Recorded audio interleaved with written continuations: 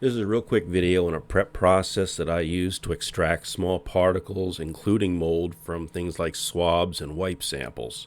The things you're going to need is obviously the sample, a clean vial, some tweezers, some mixed cellulose ester filters. They can be either 0.45 or 0.8. Either one works well. I'm using 0.8 here in this example. You'll need scissors and a scalpel in order to cut the sample and the swabs.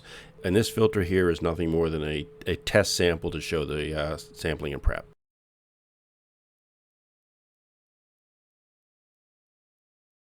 I'm going to try to mimic the sample prep. So you remove the swab, and I'm going to rub it across the test filter, which has already been inoculated with skin cell fragments, some plant matter, and some mold spores. While doing this, I'm trying to evenly coat both swab surfaces. FYI, the particles are actually deposited on Whatman qualitative filter papers, which are a very porous filter paper and can be a little bit difficult to extract particles out of.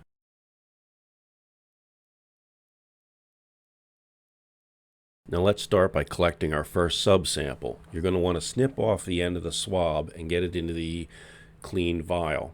At this point, you can put the second swab back into the holder for later analysis.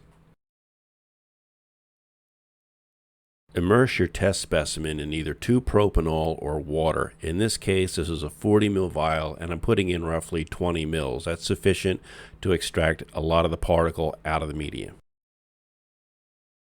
I tend to use propanol because it doesn't have an effect on mold, and it also doesn't dissolve things like gypsum and other particles that I might be looking for.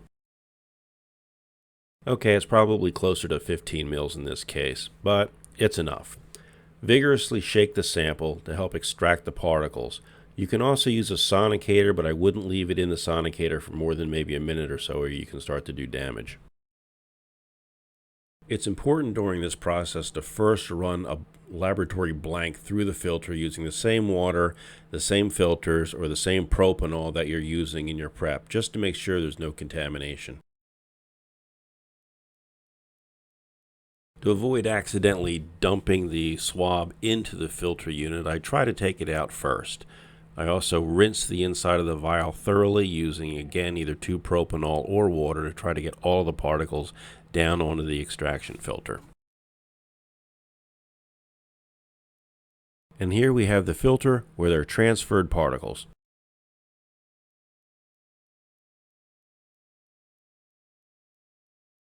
Now just section your filter, and a quick hit with the acetone vaporizer will give you a beautifully clean specimen to look at.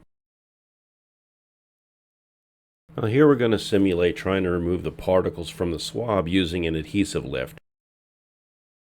These aren't your standard tape lifts. These are crime scene lifts. They're specifically tailored to give you a clean view of the particles underneath the microscope, while having just the right amount of adhesive to remove the particles from nearly any surface.